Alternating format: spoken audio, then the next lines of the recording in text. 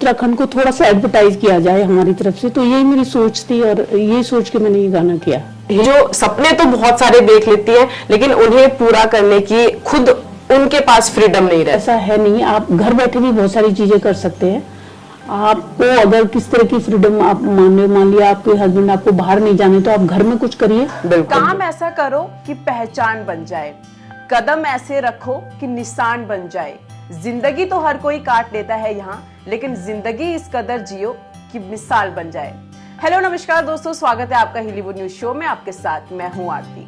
अपने इस प्रोग्राम में हम आपको हॉलीवुड से जुड़े कई कलाकारों से मुलाकात कराते हैं जिन्होंने बेहतरीन कार्य से अपनी एक अलग पहचान बनाई है।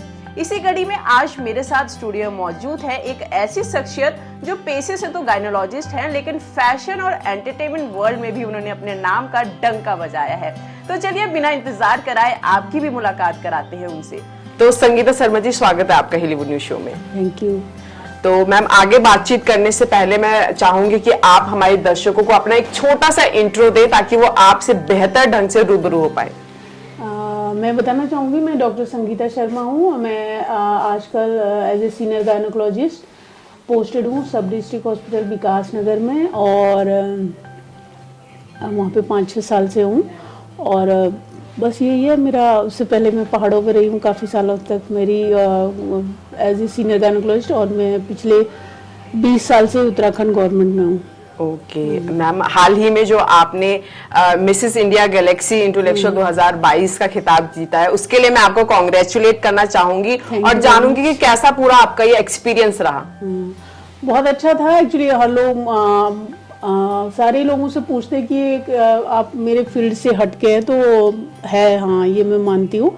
थोड़ा सा मुझे एक्स्ट्रा एफर्ट करना पड़ा इस चीज को। एडवेंचर हो जाता है वो अपने फील्ड से अलग जाके। बिल्कुल मुझे अलग से करना पड़ा अपने बिसाइड माय ड्यूटी। तो मैं थोड़ा टाइम निकालती थी और मैं बस चली गई, मान सकते हो आप इस चीज को कि। तो थॉट कैसे आया कि मुझे इस फील्ड में भी कुछ आगे करना है? एक्चुअली ना, हम लोगों का वही था कि हम लोगों का फ्रेंड सर्किल में लड़कियां मुझे बोलती थी, मेरी जो डॉक्टर्स फ्रेंड है, यार तू मिसेस इंडिया में क्यों नहीं जाती? मिसेस इंडिया में से बहुत बार हुआ। Then I tried and I got selected. Okay ma'am. तो medical field, then fashion world, और फिर अब आपने हॉलीवुड इंडस्ट्री में भी कदम रख लिया है। हाल ही में आपका नया गाना रिलीज हुआ है जो कि काफी स्ट्रॉन्ग कॉन्सेप्ट बेस्ड ये सॉन्ग था। तो इसके गाने के बारे में मैं जानना चाहूंगी, और उस गाने का क्या कुछ आपका एक्सपीरियंस रहा वो जानना चाहूंगी मैं आपसे। हाँ देखिए, पहले तो मैं ये बताना चाहूँगी, जब मिसेस इंडिया में जीत के आई हूँ क्राउन, तो फिर ये रहा कि कुछ करा जाए। बहुत लोग मेरे कांटेक्ट में आए कि मैडम कुछ करिए, तो बहुत वही वाला टाइम का ही रहता है मेरा थोड़ा इशू। फिर डिसाइड किया मेरे हस्बैंड ने भी कि चलो एक उत्तराखंड हम लोग बिलोंग करते हैं, उत्तराखंड से, born and bought up Uttarakhand से ही, तो लगा कि उत्तराखंड को थोड़ा सा एडवर्टाइज किया जाए हमारी तरफ से। तो यही मेरी सोच थी और यही सोच के मैंने ये गाना किया। हॉलीवुड इंडस्ट्री में एंट्री मतलब इसी गीत से क्यों, क्या कुछ खास था इसमें? एक्चुअली मैं सच बताऊं तो उत्तराखंड से मेरा बहुत लगाव है। मतलब लोग एक्चुअली बोलते हैं कि आप पहाड़ी हो तो आपको पहाड़ पसंद नहीं है, जंगल पसंद नहीं है, लेकिन मेरा उल्टा है। मैं पहाड़ी होके मुझे बहुत पसंद है नेचर। ऐसे लोग भी आजकल कम नजर आते हैं कि कई लोग क्या होता है कि बाहर जाके अपनी संस्कृति, अपने पहाड़ को भूल जाते हैं। नहीं, ऐसा बिल्कुल नहीं है। मेरे फ्रेंड्स लोगों को जब भी आप, मतलब मुझे हमेशा लगता है, वो बोलती तू पिछले जन्म में जंगल में पैदा हुई होगी। तो मेरा पहाड़ से बहुत लगाव है। मतलब I love to live close to nature. Okay. तो हॉलीवुड इंडस्ट्री में आपने कदम तो रख लिया, लेकिन आगे आप क्या कुछ नया लेकर, क्या कुछ अपकमिंग प्रोजेक्ट्स आप लेके आने वाली है? अभी तो बताना थोड़ा जल्दी होगा, देखते हैं, फिर भी बताएगा थोड़ा, सब दर्शक इंतजार करते रहेंगे। दर्शकों को थोड़ा इंतजार करने दो, बताऊंगी समय आने पर।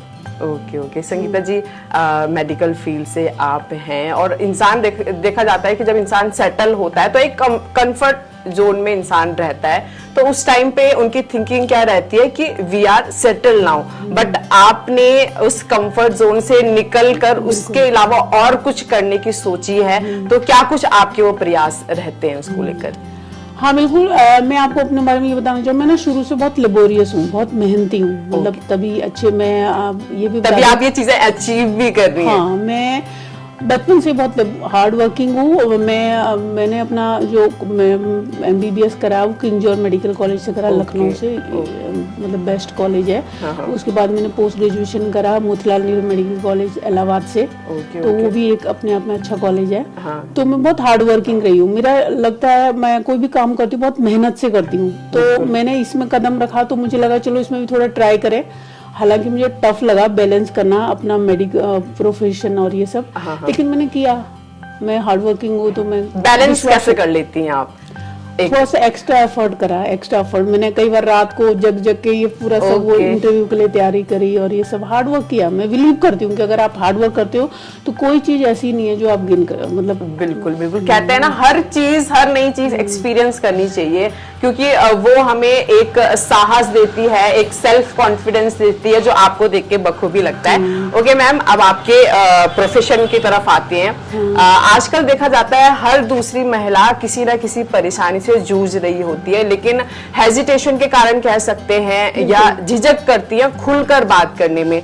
और कई बार इन्हीं महिलाओं में से कई क्या होती हैं कि सोशल मीडिया पर वो लोग यूट्यूब में वीडियोस देख के उस चीज का प्रिकॉशन करती हैं। तो इसके बारे में आप क्या कुछ कहना चाहेंगे? हाँ बिल्कुल सही क्वेश्चन है आपका। आजकल जो है मैक्सिमम जो मेरे पास पेशेंट आते हैं, मेरी ओपीडी रहती है, काफी रहती है, तो बिकॉज हम लोग थोड़े से हिली एरिया से बिलोंग करते हैं, यहाँ पे इतना ज़्यादा एडवांस नहीं है हेल्थ फैसिलिटीज़, लेकिन अब काफ़ी कुछ चेंज हो गया है। तो बहुत सारी जो फीमेल आती है, स्पेशली जो गर्ल्स आती है, अनमैरिड गर्ल्स आती है, तो बहुत सारे कई यूट्यूब से देख के, गूगल से देख के, वो सर्च करके कई सारे गलत चीजें वो कर लेती है। तो आपको नहीं लगता उन्हें ये सब ना करके डॉक्टर से कंसल्टेशन लेनी चाहिए? मैं करती हूँ ऐसा, और ऐसा अब काफी सुधार हो रहा है, हर जगह आपकी फैसिलिटीज पहुंच गई है, मेडिकल फैसिलिटी, तो कुछ कम हुआ है, लेकिन फिर भी अभी है इस चीज में लड़कियां मतलब गूगल पे वो अपने उस पे वो करके। तो क्या कहना चाहेंगे उन्हें आप? कई बार मेरा उनका ये संदेश है कि वो जो है प्रॉपर आप जो स्पेशलिस्ट है उनके पास जाएं, चाहे वो गायनी ऑप्स हो, चाहे आपका और कोई, आजकल क्या होता है कि वो क्वैक भी बैठे हुए झूला छाप डॉक्टर, उनके, तो प्लीज उनका सहारा ना लें। मेरा ये कहना है कि आप प्रॉपर जो स्पेशलिस्ट है उनको दिखाएं, प्रॉपर जो आपकी जिस चीज का डॉक्टर है वहाँ जाएं, बजाय कि आप गूगल में सर्च करके वो ट्रीटमेंट करें, वो बहुत महंगा पड़ जाता है। मेरी सबको यही राय है, भले ही टाइम लगे, भले ही आप, लेकिन जाइए आप प्रॉपर जो डॉक्टर है उनको दिखाइए स्पेशलिस्ट। संगीता जी, उत्तराखंड की अगर मैं बात करूं तो पहाड़ों में देखा जाता है कि किस तरह जो महिलाओं के जो घरेलू काम होते हैं वो अपने आप में काफी हार्ड काम होते हैं, जिसके चलते कई महिलाएं जो हैं मिसकैरेज की घटनाओं का सामना उन्हें करना पड़ता है। तो उनके लिए आप क्या कुछ सलाह देना चाहेंगे? हाँ बिल्कुल, अक्सर पहाड़ों में होता है कि वो अभी भी हमारे यहाँ ट्रेंड है कि वो बोझा उठा के ले जा रही हैं या लकड़ी उठा के ले जा रही है, बहुत सारे काम करती है महिलाएं अभी। तो मैं उनके लिए यही बोलूँगी कि शुरुआती दिनों में जब भी आपकी अर्ली प्रेगनेंसी हो, जब आपको आजकल तो हर जगह मेडिकल फैसिलिटी है, सेंटर है, PHC CHC सब जगह है, तो आप जैसे डायग्नोज होता है प्रेगनेंसी को, थोड़ा रेस्ट आप कर सकते हैं, भारी सामान ना उठाएं, ये सब चीज़ें। और दूसरा जो आपको सलाह देती है जो ANM और नर्स बहन जी, जो बिल्कुल इंटीरियर पे भी हमारे मेडिकल फैसिलिटीज रहती है, उनका सलाह माने में दिखाएं जरूर जाके। ये ना हो कि आप अब 6ठे महीने दिखा रहे, 7वें महीने दिखा रहे, ऐसा ना करें। जैसे ही आपको पता चलता है प्रेगनेंसी का आपको लगता है, तो आप वो जो उनकी राय मानिए। और भारी सामान उठाना और ये सब भारी चीज़ें उठाना और भारी जर्नी करना, ये सब अवॉइड करें, तो वो आपको सलाह देंगे आपके वहाँ पे जो तो शिक्षा का क्या रोल? उसे छुपाए ना, जाएं वहाँ पे अपने जो नियरेस्ट हेल्थ सेंटर है, नियरेस्ट आपकी मेडिकल फैसिलिटी, वहाँ आप जाएं और उनसे मिलें, उनकी राय लें, उनकी सलाह माने।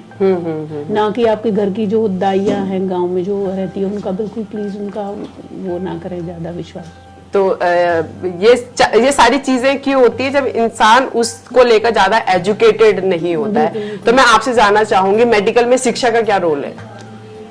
बिल्कुल सही क्वेश्चन है। देखिए मेडिकल, एक तो मेडिकल की शिक्षा अलग है, मतलब हम कई बार ये देखते हैं कि बहुत पढ़ा लिखा आदमी भी मेडिकल हेल्थ के बारे में नहीं, मेडिकल अपनी हेल्थ से रिलेटेड उसको नॉलेज नहीं होती है ना। तो मेडिकल से रिलेटेड आप एजुकेशन रखिए, आप प्रॉपर डॉक्टर के पास जाइए और मतलब अगर आप उसके आपको पता है कि आपको उस चीज की बीमारी हो, आप जा रहे किसी झोला छाप डॉक्टर के पास, तो वो सब ना करिए, वो please। नुकसानदायक हाँ, हो जाता है कई बार। नुकसानदायक है। तो बहुत बड़ा रोल है। अगर आपको मेडिकल के बारे में पता है कि आपको, अगर आप इनको नहीं दिखाएंगे, प्रॉपर डॉक्टर के पास नहीं जाएंगे, तो आप गलत उसमें फंस जाएंगे, मतलब बहुत सारे कॉम्प्लिकेशन हो सकते हैं। तो बहुत बड़ा रोल है, आपको पता होना चाहिए, आपको मेडिकल हेल्थ के, बिल्कुल एजुकेशन की, आपको क्या करना है, कब करना है। बिल्कुल जैसे ब्लड प्रेशर है, डायबिटीज है, तो ये सब चीज आपको पता होनी चाहिए। बिल्कुल है ना? बिल्कुल बिल्कुल इस चीज का आपको नॉलेज होना चाहिए, आप प्रॉपर ही उसी डॉक्टर के पास जाएं जो बिल्कुल उस चीज बिल्कुल की है। बिल्कुल। तो संगीता जी, जनसंख्या की अगर मैं बात करूं तो चीन के बाद भारत एक ऐसा देश है जिसका नंबर जो है दूसरे नंबर पे है। तो मैं आपसे जानना चाहूंगी, इससे परिवार नियोजन कितना कारगर साबित होता है?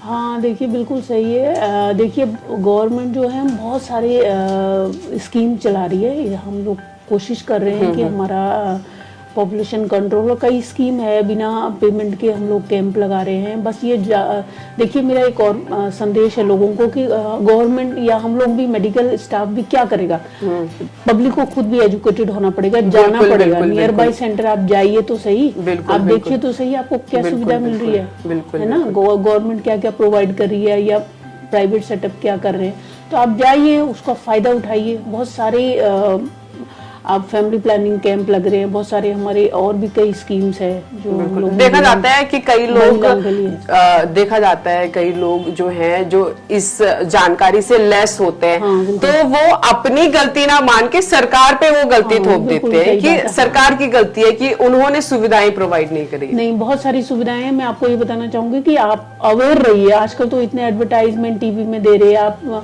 आप किसी हॉस्पिटल में जाइए, आप कहीं पे भी बहुत सारे माध्यम है, आप उसके बारे में थोड़ा कोशिश तो करिए जानने की, आप जाइए तो सही, देखिए तो सही। तो बहुत सारी सुविधाएं, आपको खुद भी जागरूक होना पड़ेगा, आपको कराया नहीं मिलता। एक कहावत है ना कि अगर आपके सामने तो एक खीर प्लेट में रखी हो, तो आप जब तक उसे खाओगे नहीं, तो फिर आपको थोड़ा सा अपना हाथ चलाना पड़ेगा, अपना थोड़ा सा दिमाग चलाना पड़ेगा, मेरा ये मानना है। बिल्कुल बिल्कुल।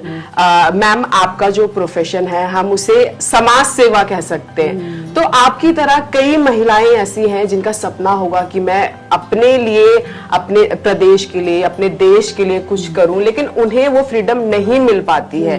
तो उन महिलाओं के लिए आप क्या कुछ कहना चाहेंगी जो सपने तो बहुत सारे देख लेती हैं लेकिन उन्हें पूरा करने की खुद उनके पास फ्रीडम नहीं रहती है?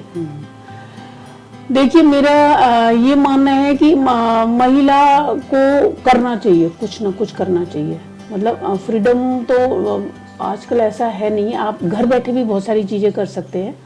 आपको अगर किस तरह की फ्रीडम आप मान लिया आपके हस्बैंड आपको बाहर नहीं जाने, तो आप घर में कुछ करिए, आप घर में कोई सेंटर खोलिए, घर में। लेकिन अगर आपके अंदर विल पावर है तो आप कर सकती है, कुछ भी कर सकती है। मतलब मेरा ये मानना है। तो आप निकलिए, उस शेल से बाहर निकलिए, आप प्रूव करके दिखाइए कि आप कर सकती हैं, तो मुझे नहीं लगता कोई मना करेगा। आपको पहले दिखाना पड़ेगा, प्रूव करना पड़ेगा। बिल्कुल कुछ उस फील्ड में निकल बाहर आना पड़ेगा उस चीज से। बिल्कुल बिल्कुल। संगीता जी, महिलाएं तो सपने देखती हैं लेकिन उनकी फैमिली, मेन सपोर्ट फैमिली का होता है, लेकिन कई फैमिलीज में देखा जाता है कि महिलाओं को बाउंडेशन की जाती हैं। तो इसके बारे में आप क्या कहना चाहेंगे, क्योंकि फैमिली का सपोर्ट बहुत जरूरी हो जाता है किसी काम को आगे करने के लिए? बिल्कुल सही है। बिना सपोर्ट के तो आप कुछ कर भी नहीं सकते। फैमिली बहुत इम्पोर्टेंट होती है। और मेरा ये कहना है लोगों से जो जिन्हें लगता है कि फीमेल कुछ कर नहीं पाती है, जिन्हें लगता है कि वो आगे नहीं बढ़ पाती है, प्लीज़ महिलाएं आज की डेट में हर फील्ड में, पायलट है, इवन ट्रेन में भी है, ट्रेन की जो पायलट कह सकते हैं, ड्राइवर, हर फील्ड में आप कह सकते हो, चाहे वो IAS हो, चाहे वो आपका मेडिकल फील्ड हो, चाहे वो किसी भी तरह का फील्ड हो, चाहे पॉलिटिक्स हो, तो फीमेल अपने, और एक मजेदार मैं आपको बात बताऊं, फीमेल अपना काम जो ना बहुत बखूबी करती है, बहुत परफेक्ट तरीके से। फीमेल हमेशा चाहती है कि वो परफेक्ट रहे हर फील्ड में, अपने चाहे अगर उनका कैरियर हो तो कैरियर में भी, अपने घर में भी वो बखूबी अच्छे से निभाती है। तो मेरा प्लीज ये मानना है कि उन्हें सपोर्ट करें। हर घर की बहू को ये समझे ये भी किसी की बेटी है, तो उन्हें सपोर्ट करें, तभी आगे कर पाएंगी वो कुछ बिना सपोर्ट के। तो बिल्कुल बिल्कुल, मतलब लोगों को अपना ये विचार बदलने की जरूरत है, क्योंकि आज की डेट में लड़कियां जो है लड़कों के साथ कंधों से कंधे मिलाकर आगे बढ़ रही है, तो लोगों को अपना ये थॉट चेंज करने का मतलब बहुत जरूरी हो जाता है। मैं आपको इसमें टोकूंगी, कंधे से कंधे नहीं, लड़कियां आगे बढ़ चुकी है लड़कों से। तो संगीता जी, जितनी मेरी आपसे बातचीत हुई है, आपकी जर्नी को मैंने जितना भी समझा है, तो डेफिनेटली आपकी इस जर्नी से कई लोग जरूर इंस्पायर हुए होंगे, लेकिन मैं आपसे जानना चाहती हूँ कि आप किससे इंस्पायर हुई हैं? देखिए, अलग अलग चीजें हैं। मैं मेडिकली में तो मदर टेरेसा से, ऑब्वियसली उसने बहुत ज्यादा अपना पूरा बलिदान करा, अपना त्याग करा अपने हेल्थ के लिए उसमें। जहाँ तक फैशन वाले में सुष्मिता सेन, ऐश्वर्या राय, तो मुझे लगता है कि वो बहुत हार्ड वर्किंग है, सब करा उन्होंने अपने फील्ड पे। और सबसे बड़ी मेरी जो इंस्पिरेशन मेरे पेरेंट्स है। पेरेंट्स है, मैं जो इस फील्ड में गई हूँ, वो मेडिकल फील्ड में, वो मेरे पेरेंट्स। ओके, तो मैम, जैसे समाज सेवा को दिमाग में रख के आपने इस प्रोफेशन को चुना, तो यही प्रोफेशन क्यों, मेडिकल फील्ड क्यों नहीं? क्योंकि कई सारे तरीके हो सकते थे, एनजीओ हो सकता था, ये कई सारी चीजें हैं जिससे आप समाज सेवा कर सकते थे, मेडिकल फील्ड ही क्यों? बिल्कुल, देखिए, एक तो मैंने आपको बताया कि मैं हिल से बिलोंग करती हूँ, पहाड़ से, जौनसार से हूँ मैं बेसिकली। तो वहाँ पे मैंने देखा है, बचपन में देखा है, बहुत सारी हेल्थ से फैसिलिटीज बहुत ज्यादा नहीं थी। बिल्कुल बिल्कुल। और दूसरा, मेरा जो फैमिली बैकग्राउंड है, वो होता है ना गांव में खानदान, ग्रैंड फादर, फिर फादर, वो सब खानदानी लड़की टाइप वाला वो था। तो शुरू से बचपन से था। एक्चुअली मेरे जहन में कहीं ना कहीं कीड़ा एक था फैशन का, लेकिन वो फैमिली प्रेशर कह सकते हो आप उस टाइम, तो कि डॉक्टर बनना है, बचपन से सारा, जब आप मैं चौथी पांचवी में पढ़ती होगी कि डॉक्टर बनना है। ओके। तो वो मेरे ये डॉक्टर बनना, तो करा, हार्ड वर्क करा, बन गए डॉक्टर। लेकिन वो इतना प्रेशर था कि डॉक्टर बन गए, फिर वो आगे की और पढ़ाई है, फिर वो जॉब है, फिर बाद में कुछ लगा कि मुझे इस तरफ भी आगे बढ़ना है। तब फिर ये थोड़ा सा, जब थोड़ा फ्री हुई अपने, आप कह सकते हो कि फैमिली से फ्री हुई, अपने जॉब से थोड़ा सा ऊपर उठ के हुई, तब थोड़ा सा अपना प्रोफेशन हल्का सा चेंज किया।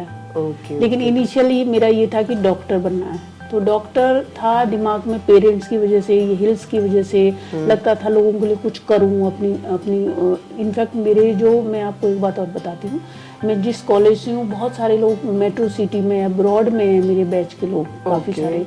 तो मैंने बचपन में वो चीजें देखी थी, तो मुझे, मेरे एक जहन में था कि मैं यहाँ के लिए कुछ करूँ, और मैंने करा। मैं पहाड़ में रही हूँ, मैंने पोस्टिंग करी है। एट प्रेजेंट मैं विकास नगर में हूँ। मैं कोशिश करती हूँ कि वहाँ के लोगों के लिए कुछ अपना सपोर्ट करूं। जैसे कि मैंने कहा ना, ऐसे लोग भी बहुत कम देखने को मिलते हैं कि जो अपने सिर्फ अपने पहाड़ की सेवा करने चाहे, पहाड़ के लोगों की सेवा करने चाहे यहाँ रहकर।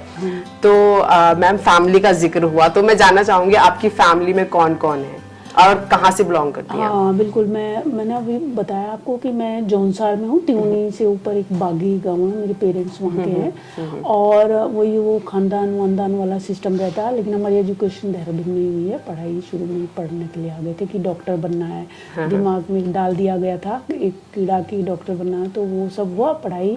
और मेरा बहुत बड़ा जॉइंट फैमिली है, जैसे आप देखते हो पहाड़ों में जॉइंट फैमिली होती है काफी, मतलब 85 मेंबर है मेरी फैमिली में, मेरे मैटरनल साइड में। और फिर शादी भी वहीं जौनसार में, मेरे हस्बैंड सर्जन है, जनरल सर्जन है, और वो मतलब वहीं देवगार के हैं, जौनसार के ही है, देवगार बिगाटू गाँव के हैं। और मेरे हस्बैंड बहुत सपोर्टिव है, बिना हस्बैंड के सपोर्ट के मैं यहाँ नहीं हो सकती थी। मैं डॉक्टर बनी अपने पेरेंट्स, अपने मैटरनल साइड के सपोर्ट से, और मैं इस फील्ड में गई अपने हस्बैंड की सपोर्ट से। ओके।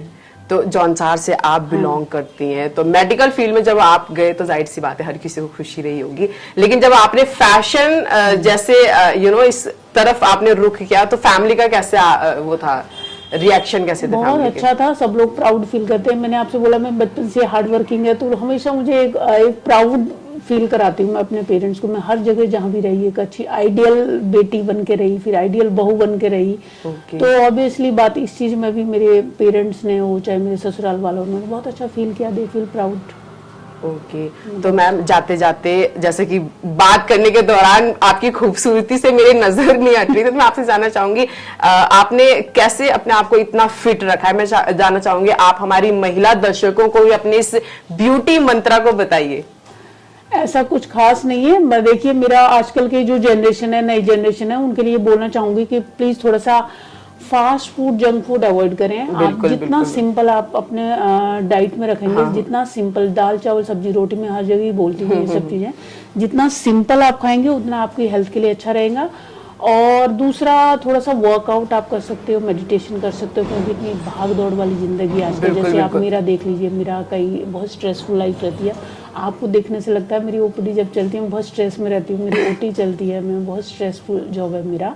तो मैं कोशिश करती हूँ निकालूं थोड़ा time, thrice in a week और ट्वाइस इन ए वीक थोड़ा मेडिटेशन, थोड़ा वर्कआउट करूं। ओके, पर डे या नहीं, थ्राइस इन ए वीक, हफ्ते में 3 या 2 बार, क्योंकि मेरा बहुत बिजी शेड्यूल रहता है, मेरी कॉल रहती है, तो मैं कोशिश करती हूँ कि थ्राइस इन ए वीक भी अगर आप वर्कआउट कर लें और आप सिंपल अपना डाइट रखें, तो ये मंत्र है और कुछ नहीं है, और कुछ खास नहीं है। और खुश रहिए और हेल्दी रहिए, और खुश रहना बहुत इंपॉर्टेंट है। बिल्कुल, देखिए, और कोई भी काम करिए बहुत पैशनेटेड तरीके से करिए, बहुत हार्ड वर्क करिए। मैं ऐसा हूँ, बहुत ज्यादा मैं इन्वॉल्व नहीं होती बहुत सारी चीजों में, अपने काम से काम रखती हूँ। बिल्कुल, तो ये मेरा मंत्र है। बहुत सिंपल सा है। तो उम्मीद करते हैं दर्शकों को जो आपने ये टिप्स दिए हैं वो पसंद आए होंगे। तो thank you so much Sangeeta ji, हमसे जुड़े रहने के लिए, अपना कीमती समय हमारे लिए निकालने के लिए। Thank you very much. Thank you.